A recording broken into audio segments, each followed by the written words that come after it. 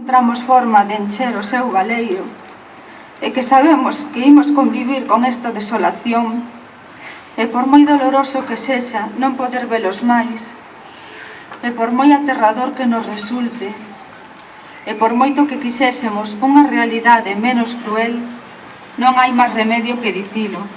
A causa das súas mortes foi a violación das normas máis elementais da convivencia, a máis absoluta desconsideración pola vida dos demais e o desprezo máis horroroso pola paz social.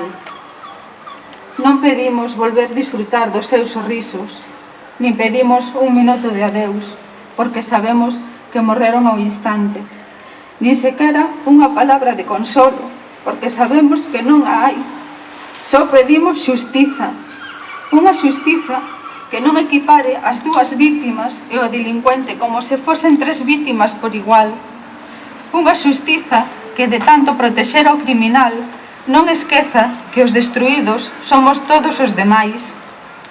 Unha xustiza, en definitiva, que saiba distinguir o que é un accidente e o que é unha atrocidade.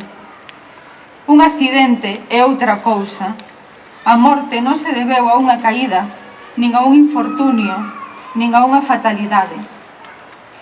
Querida Sara, querido Abraham, mentres quede no mundo un fío de esperanza, mentres o ser humano non perda de todo a súa razón de ser, mentres siga vivo o último de nós, non permitiremos nunca que se lle chame accidente ao voso final. Grazas a todos pola vosa presencia.